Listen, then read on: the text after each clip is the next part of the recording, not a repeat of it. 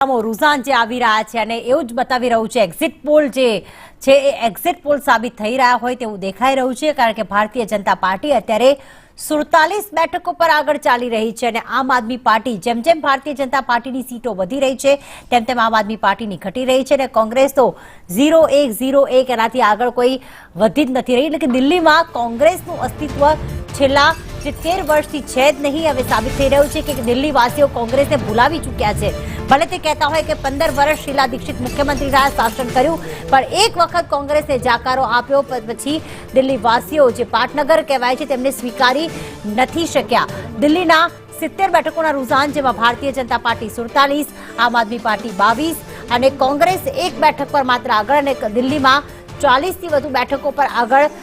ભાજપ નીકળી ચૂકી છે અને સરકાર બનાવી રહી છે તેવું હાલમાં શરૂઆતી વલણ બતાવી રહ્યું છે ભાજપને બહુમત મળી ચૂક્યું છે તેવું શરૂઆતી વલણ બતાવી રહ્યા છે 36 બેઠકો જરૂર છે દિલ્હીની ગાદી પર બેસવા માટે અને કોંગ્રેસ માત્ર એક બેઠક પર આમ આદમી પાર્ટી જે 2 ટર્મથી સરકાર બનાવી રહી હોય બહુમતી હાંસલ કરી રહી હોય પરંતુ આ વખતે દિલ્હીવાસીઓએ તેમને પણ જાકારો આપ્યો હોય તેવું લાગી રહ્યું છે અરવિંદ કેજરીવાલ હોય આતિશી હોય મનીષ સિસોદિયા જે પોતપોતાની બેઠક પર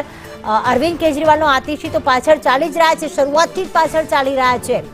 પરંતુ મનીષ સિસોદિયા હાલમાં જંગપુરા બેઠક પરથી આગળ નીકળ્યા છે અને કોંગ્રેસ તો જાણે નામો નિશાન જ ન હોય તેવું દેખાઈ રહ્યું છે રોકાઈશું વધુ એક બ્રેક